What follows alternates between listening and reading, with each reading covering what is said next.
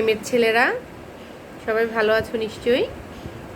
আমি সুস্মিতা তালুকদার প্রীতি, প্রভাষক, ইতিহাস বিভাগ, ঢাকা কলেজ। তোমাদেরকে শুভেচ্ছা জানিয়ে আমি আমার অনলাইন ক্লাস শুরু করছি। আমি তোমাদের যে কোর্সটা পড়াই সেটা হচ্ছে দক্ষিণ এশিয়ার জাতীয়তাবাদ ও জাতীয়তাবাদী আন্দোলন ঊনবিংশ এবং বিংশ শতাব্দীতে। আমি তোমাদের একটা টপিক আলোচনা শুরু করেছি, যেটাকে আমি দুটো পার্টে ভাগ করেছি। টপিকটা হচ্ছে যে ব্রিটিশ ভারতে যে ভারতীয়দের শিক্ষা ব্যবস্থা, ব্রিটিশরা ভারতের কী ধরনের শিক্ষা ব্যবস্থা গ্রহণ করেছিল এবং এই শিক্ষা ব্যবস্থা ভারতের জাতীয়তাবাদ বিকাশে কী ভূমিকা রেখেছিল, এই টপিকটা আমি তোমাদের আলোচনা করছি। তো গত ক্লাসে আমি উডের ডেসপাস পর্যন্ত আলোচনা করেছি। এই যে উডস ডেসপাস, এর বিভিন্ন সুপারিশ, এর ত্রুটি এবং এর কার্যকারিতা, এই বিষয়গুলো নিয়ে আমি গত ক্লাসে আলোচনা করেছি। আজ আমি তোমাদের শুরু করব হান্টার কমিশন দিয়ে। এই হান্টার কমিশন ভারতের ইতিহাসে অত্যন্ত গুরুত্বপূর্ণ কমিশন এই কারণেই যে এটা হচ্ছে আধুনিক ভারতের প্রথম শিক্ষা কমিশন। ভারতের ইতিহাসের প্রথম শিক্ষা কমিশন হচ্ছে হান্টার কমিশন। যদিও একে আমরা হান্টার কমিশন বলছি, কিন্তু এটা সরকারিভাবে পরিচিত ইন্ডিয়ান এডুকেশন কমিশন 1882 নামে। ভারতীয় শিক্ষা কমিশন এটা হান্টারের নেতৃত্বে গঠিত হয়েছিল জন্য হান্টার কমিশন নামে পরিচিত। মূলত উডের ডেসপাসের পরে এই কমিশনটা নিয়োগ করা হয়েছিল যে সে 1854 সালে যে উডস ডেসপাস হলো, এর সুপারিশগুলো কতখানি কার্যকর হলো ভারতে। তারপর এর কার্যকারিতাটা বিচারের পাশাপাশি ভারতের শিক্ষা ব্যবস্থার অগ্রগতি সাধনের জন্য আরও কী কী পদক্ষেপ নেওয়া যেতে পারে, এই সব বিষয়গুলো খতিয়ে দেখার জন্য মূলত 1882 সালে এই হান্টার কমিশন নিয়োগ করা হয়েছিল।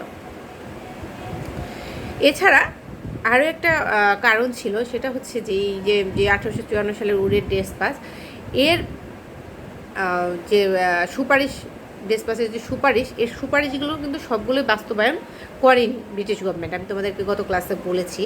তো এই যে সুপারিশ বাস্তবায়নে সরকারের ব্যর্থতা, এর অভিযোগে মিশনারিরা একটা আন্দোলন গড়ে তুলেছিল, বিক্ষোভ করেছিল আর কি। তো এইসব বিষয় খতিয়ে দেখার জন্যই এই হান্টার কমিশনটা গঠিত হয়েছিল। তো এই হান্টার কমিশন প্রায় 1 বছর ধরে তার কাজ চালায় এবং 1883 সালের অক্টোবর মাসে একটা রিপোর্ট পেশ করে। এখানে মূলত বেশ কিছু সুপারিশ করেছিল। ইন্ডিয়ার শিক্ষা ব্যবস্থা নিয়ে হান্টার কমিশন বেশ কতগুলো সুপারিশ করেছিল। তার ভিতর প্রাথমিক শিক্ষা নিয়ে যে হান্টার কমিশনের সুপারিশ, এগুলো বিশেষভাবে উল্লেখযোগ্য। প্রথমেই হান্টার কমিশন যেটা বলেছিল সেটা হচ্ছে প্রাথমিক শিক্ষাকে বিবেচনা করতে হবে জনগণের শিক্ষা হিসেবে এবং জীবন ঘনিষ্ঠ যে বিষয়গুলো সেগুলো প্রাথমিক শিক্ষার বিষয় হিসেবে অন্তর্ভুক্ত হবে। আরেকটা গুরুত্বপূর্ণ বিষয় সুপারিশ করা হয় এখানে, সেটা হচ্ছে হান্টার কমিশন বলে যে প্রাথমিক শিক্ষার ভাষা হবে মাতৃভাষা।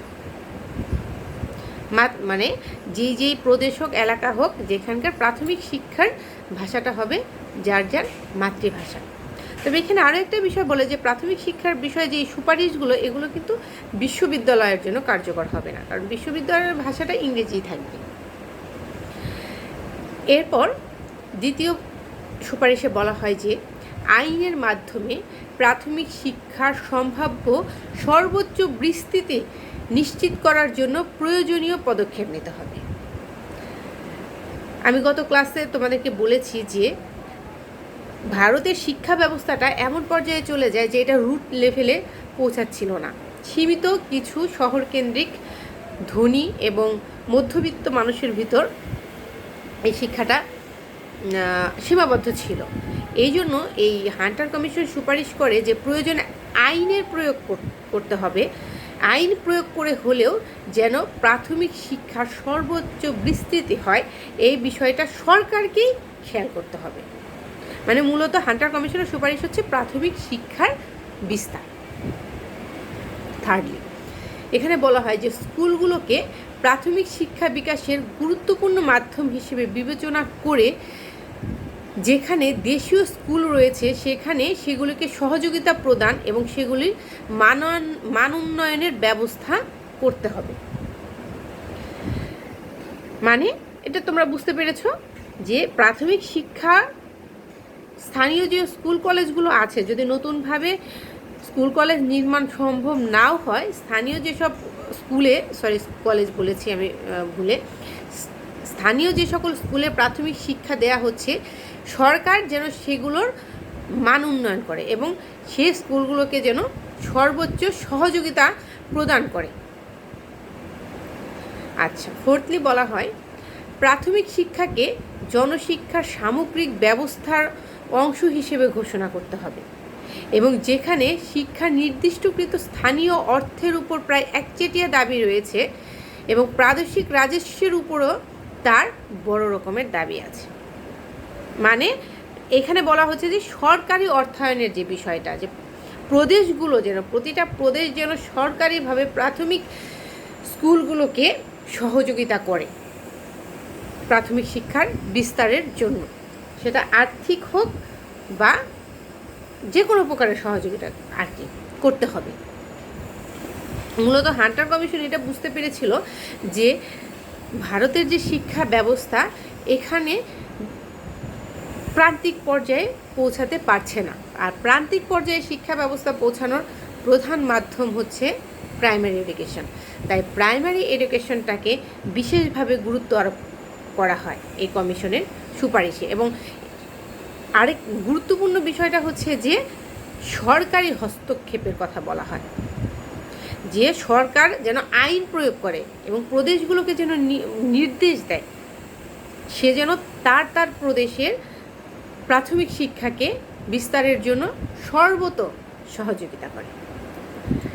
এরপর আরও বলা হয় যে পৌর স্থানীয় স্বায়ত্তশাসিত সরকার, municipal and local self government উভয়কেই স্বতন্ত্র স্কুল ফান্ড রাখতে হবে।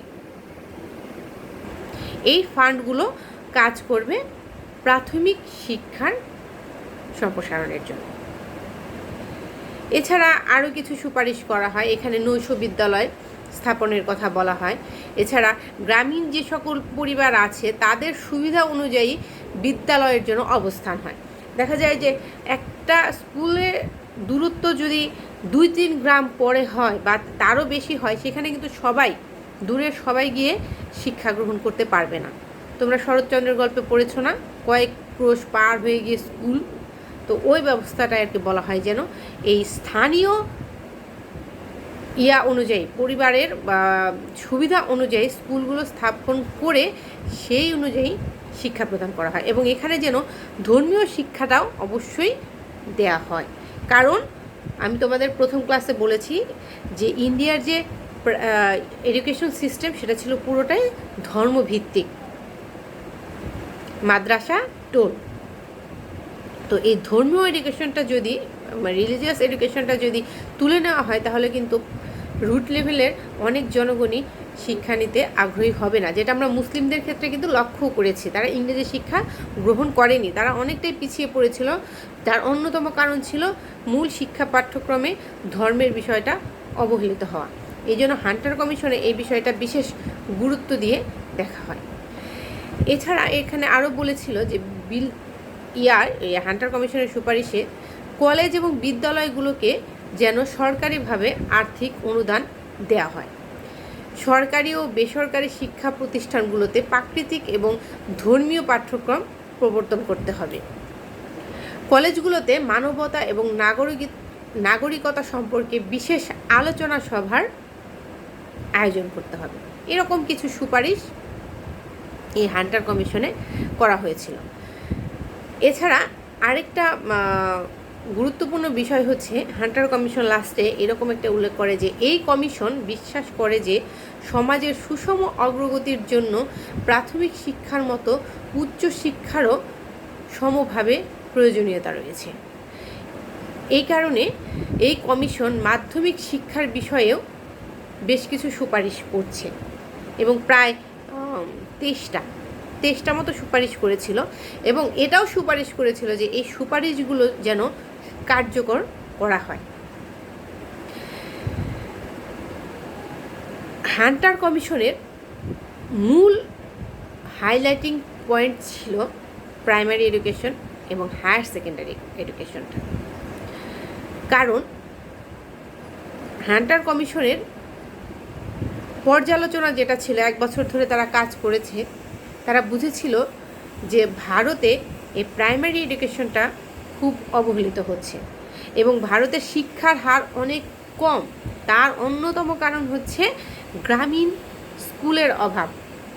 শহরকেন্দ্রিক স্কুলের বিকাশ ঘটছে, কিন্তু গ্রামে শিক্ষার প্রসার সেভাবে ঘটছে না।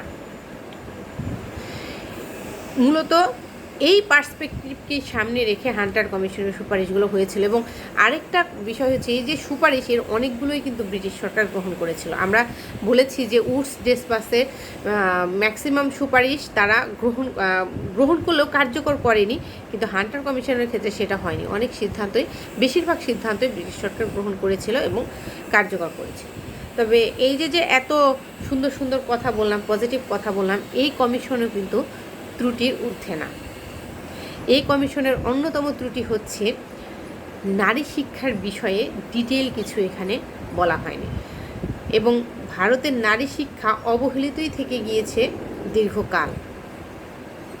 তোমরা শুনে অবাক হবে, 1901-2 সালে ভারতে মহিলা কলেজ ছিল 12টি এবং স্টুডেন্ট ছিল কত জানো? মাত্র 177 জন। মোট জনসংখ্যার 2%ও না নারী। এই জন্য এই ফিমেল এডুকেশনটা কিন্তু দীর্ঘকাল ভারতে অবহেলিত থেকে গিয়েছে। যেটা হান্টার কমিশন গুরুত্ব দিয়ে প্রাইমারি এডুকেশনের কথা যেমন বলেছে, সেই রকম এই নারী শিক্ষার কথাটা কিন্তু সেভাবে বলেনি। আরেকটা বিষয় হচ্ছে হান্টার কমিশন শুধুমাত্র প্রাইমারি এডুকেশনটা মাতৃভাষায় দিতে বলেছে, কিন্তু উচ্চশিক্ষাটা ইংরেজি রেখেছে। এর ফলে কিন্তু মাতৃভাষার মাধ্যমে শিক্ষার যে বিষয়, এটা ভারতে আবার বরাবরের মতোই অবহেলিত রয়ে যায়। যাই হোক, বিভিন্ন ত্রুটি বিচ্যুতি থাকা সত্ত্বেও হান্টার কমিশনের রিপোর্ট ভারতের শিক্ষার ক্ষেত্রে একটা বড় ভূমিকা রেখেছিল। কারণ এই কমিশন ছিল সরকারিভাবে নিয়োগ করা শিক্ষা বিষয়ক প্রথম কমিশন। সে কারণে গভর্নমেন্ট কিন্তু এই কমিশনের ম্যাক্সিমাম সুপারিশই গ্রহণ করেছিল এবং বাস্তবায়নও করেছিল।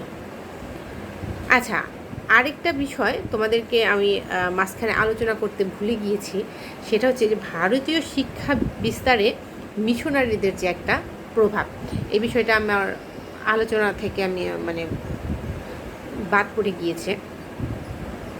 সরকারিভাবে উদ্যোগ গ্রহণ করার আগেও এই মিশনারিরা কিন্তু ভারতে শিক্ষা বিস্তারে বিশেষ ভূমিকা রেখেছিল। মিশনারিদের উদ্দেশ্য ছিল যদিও ধর্ম প্রচার করা। তোমরা প্রশ্ন করতে পারো যে মিশনারিদের ধর্ম প্রচারের সাথে শিক্ষার সম্পর্কটা কী? তো এটা অনেক ঐতিহাসিক এরকম বলছেন যে মিশনারিরা এরকম একটা ধারণা করেছিল যে ভারতের যে শিক্ষা, এটাই ব্যাকডেটেড, এই জন্য ভারতের ধর্মটাও হয়তো ব্যাকডেটেড। যদি তারা আধুনিক শিক্ষায় শিক্ষিত হয়, তাহলে তারা নিজেরাই হয়তো বা তাদের প্রাচীন ধর্ম ছেড়ে আধুনিক কথা সম্পূর্ণ যে ধর্ম, সেটা গ্রহণ করবে। এরকম একটা উদ্দেশ্য তাদের ছিল। মূলত এই উদ্দেশ্য থেকেই মিশনারিরা ভারতের শিক্ষার ক্ষেত্রে, শিক্ষা প্রসারের ক্ষেত্রে বিশেষ ভূমিকা রেখেছিল। এবং যে উইলিয়াম কেরি, যার নাম শুনে থাকবে ভারতের শিক্ষার ইতিহাসে, যিনি বিখ্যাত হয়ে আছেন, উইলিয়াম কেরি, উনিও কিন্তু একজন মিশনারি ছিলেন। শ্রীরামপুর কলেজ যে এস্টাবলিশ করা হয়েছিল, এটা কিন্তু প্রথমে এই ধর্মীয় উদ্দেশ্য থেকেই প্রতিষ্ঠা করা হয়েছিল। যদিও এই শ্রীরামপুর কলেজ একটা পর্যায়ে আর ধর্মীয় উদ্দেশ্যের ভিতর সীমাবদ্ধ থাকেনি, ভারতের জ্ঞান বিজ্ঞান চর্চার অন্যতম একটা কেন্দ্র হিসেবে প্রতিষ্ঠিত হয়েছিল এই শ্রীরামপুর কলেজ। যাই হোক, এরপর আমি আসি বিশ্ববিদ্যালয় কমিশন। এই যে হান্টার কমিশনের সুপারিশের পর 1882-83 সাল, এরপর দীর্ঘকাল শিক্ষা বিষয়ক আর কোনো কমিশন ভারতে নিয়োগ দেওয়া হয়নি। তো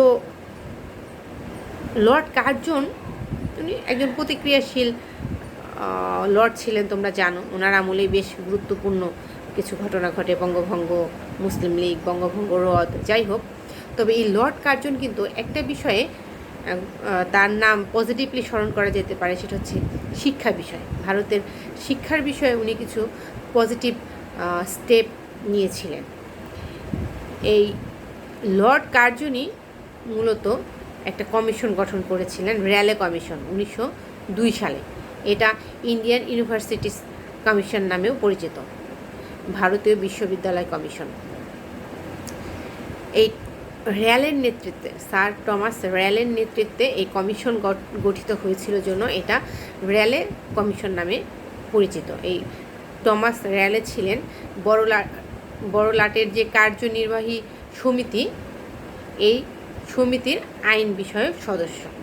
তো ওনার নেতৃত্বে একটা কমিশন 1902 সালে গঠন করা হয়েছিল। এই কমিশনটার উদ্দেশ্য ছিল মূলত ভারতীয় যে বিশ্ববিদ্যালয়, এগুলোর শিক্ষার মান উন্নয়নের ব্যাপারে তদন্ত করা এবং সুপারিশ করা। এটা তাহলে কি, এটা মূলত উচ্চ শিক্ষা বিষয়ক একটা কমিশনই ছিল, ইউনিভার্সিটি লেভেলের। তবে এই কমিশনের আরেকটা গুরুত্বপূর্ণ দিক হচ্ছে এই কমিশনের দুইজন ভারতীয় ছিলেন। একজন হচ্ছেন কলকাতা হাইকোর্টের যে বিচারপতি স্যার গুরুদাস বন্দ্যোপাধ্যায় উনি, আরেকজন ছিলেন সৈয়দ হুসেন বিলগ্রামি। এই দুইজন ভারতীয় সদস্য এই র্যালে কমিশনে ছিল। এই কমিশনের সুপারিশের ভিত্তিতেই মূলত 1904 সালে ইউনিভার্সিটিস অ্যাক্ট 1904, এই ইউনিভার্সিটিস অ্যাক্ট পাশ হয়েছিল, বিধিবদ্ধ হয়েছিল। এই আইনে আসলে প্রথমেই যেটা করা হয়েছিল সেটা হচ্ছে এই বিশ্ববিদ্যালয়গুলোর উপরে সরকারের একটা নিয়ন্ত্রণ, কঠোর নিয়ন্ত্রণ স্থাপন করা হয়েছে। এর কারণ হচ্ছে এই যে 19 শতক এবং শেষ 20 শতকের শুরু, এই সময়টাতে ভারতীয় জাতীয়তাবাদ একদম মাথাচাড়া দিয়ে উঠেছিল এবং শিক্ষিত শ্রেণীটা এরাই ছিল ভারতীয় জাতীয়তাবাদী আন্দোলনের মূল চালিকা শক্তি।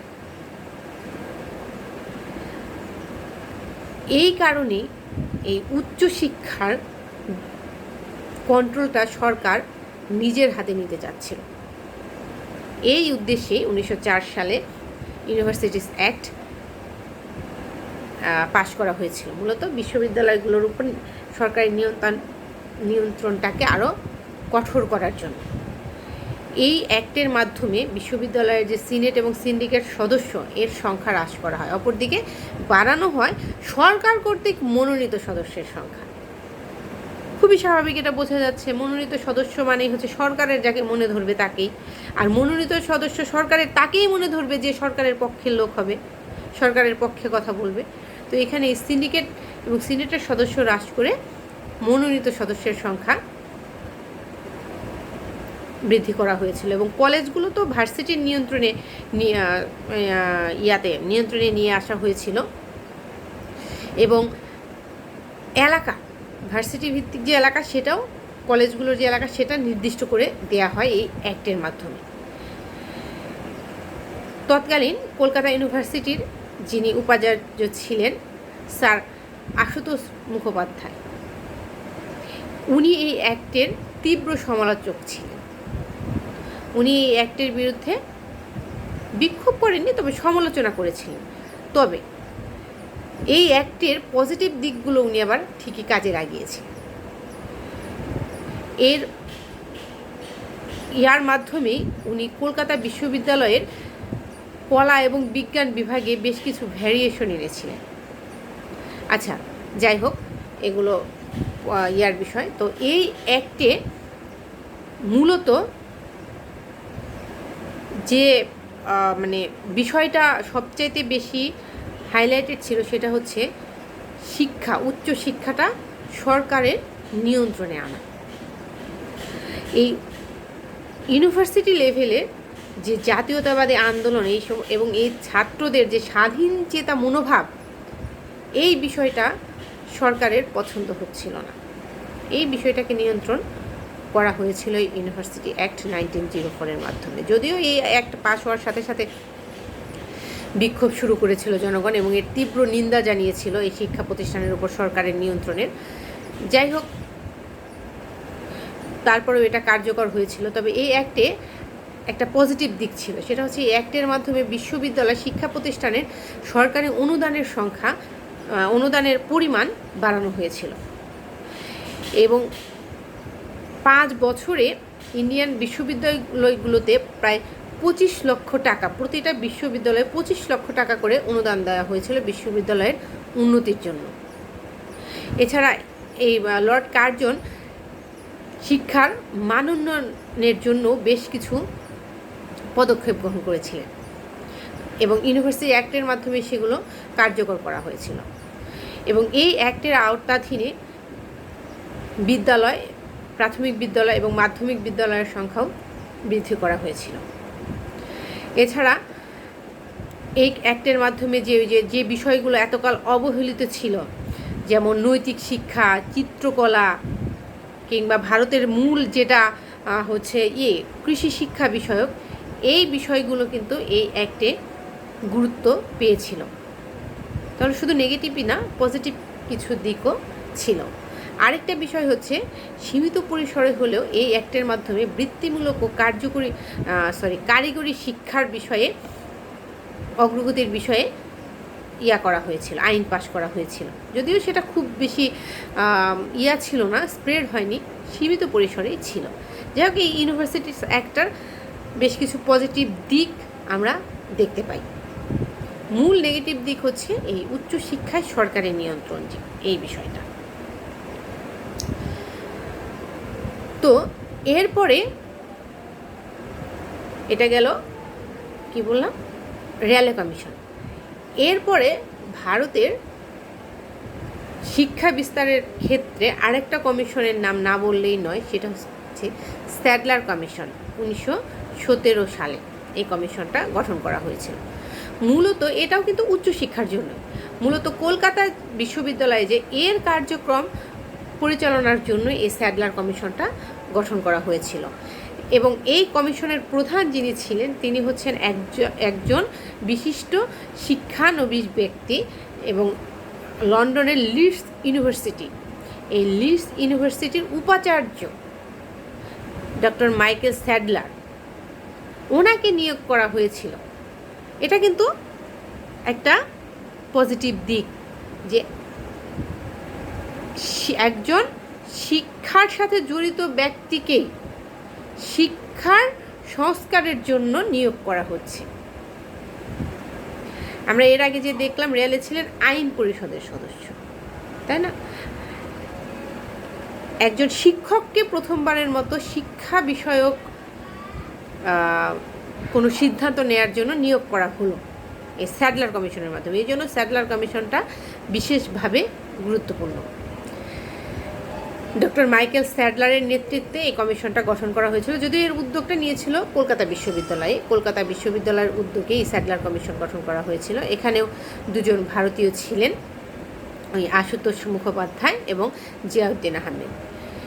এই স্যাডলার কমিশন প্রায় 2 বছর ধরে তার কাজ চালায় এবং 1919 সালে উচ্চশিক্ষার মান উন্নয়নের জন্য বেশ কিছু সুপারিশ করে। এর মধ্যে উল্লেখযোগ্য হচ্ছে যে ইন্টারমিডিয়েট যে শিক্ষাক্রম, এটা বিশ্ববিদ্যালয় থেকে পৃথক করে স্কুলগুলিতে স্থানান্তর করা হয় এই কমিশনের সুপারিশ অনুযায়ী, যে ইন্টারমিডিয়েট বিষয়টা বিশ্ববিদ্যালয়ে থাকবে না, এটা চলে যাবে স্কুলগুলোতে। এছাড়া বলা হয় যে মাধ্যমিক এবং ইন্টারমিডিয়েট শিক্ষা পরিচালনার জন্য প্রতিটি প্রদেশে মাধ্যমিক এবং ইন্টারমিডিয়েট বোর্ড গঠন করা হবে। এই বোর্ডের অধীনেই মাধ্যমিক এবং ইন্টারমিডিয়েট শিক্ষাটা পরিচালিত হবে। আচ্ছা, আরেকটা বলা হয়, এই স্যাডলার কমিশনের সুপারিশ বলা হয় যে মাধ্যমিক পর্যায় পর্যন্ত শিক্ষার মাধ্যম হবে মাতৃভাষা, তবে উচ্চশিক্ষাটা ইংরেজিতেই থাকবে। এই কমিশনের সুপারিশে আলো বলা হয় যে ইন্টারমিডিয়েটের পর 3 বছরের একটা ডিগ্রি কোর্স রাখতে হবে। এবং এই কমিশনের আরেকটা গুরুত্বপূর্ণ সুপারিশ হচ্ছে নারী শিক্ষার বিষয়ে গুরুত্ব।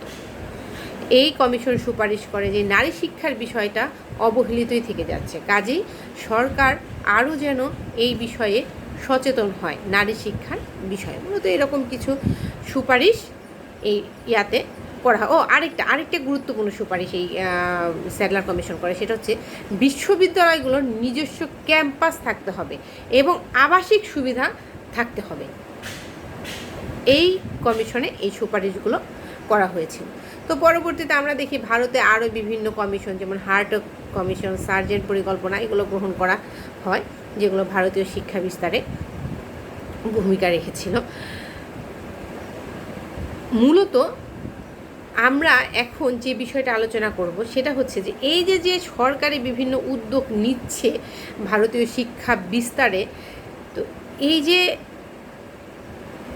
মানে সরকারি উদ্যোগটা কেন নিল, সরকারের কী লাভ ছিল ভারতীয় জনগণকে শিক্ষিত করে, এই বিষয়টা কিন্তু আমি প্রথমেই আলোচনা করেছি যে সরকার মূলত চেয়েছিল একটা কেরানি শ্রেণী গড়ে তুলতে নিজেদের কাজের সুবিধার জন্য, তারা দোভাষী চেয়েছিল, কিন্তু এর ফলাফল হয়েছিল হিতে বিপরীত।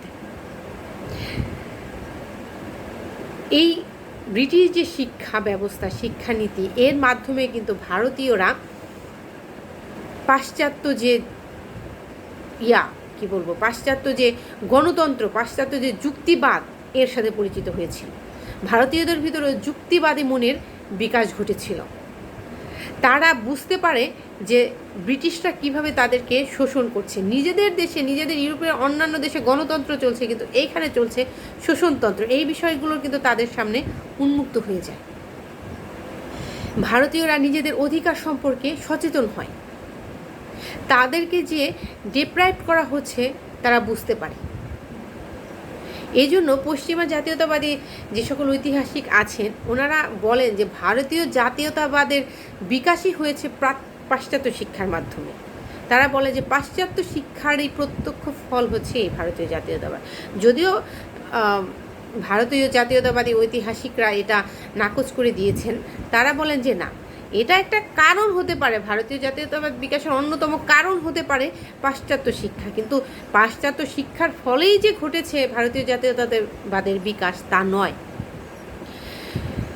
ভারতীয় জাতীয়তাবাদের বিকাশ ঘটেছে মূলত ইংরেজ এবং ভারতীয়দের মধ্যে যে বস্তুগত বিরোধ, বিভিন্ন বিষয়ে যে বিরোধ, এর মাধ্যমে ভারতীয় জাতীয়তাবাদের বিকাশ ঘটেছে।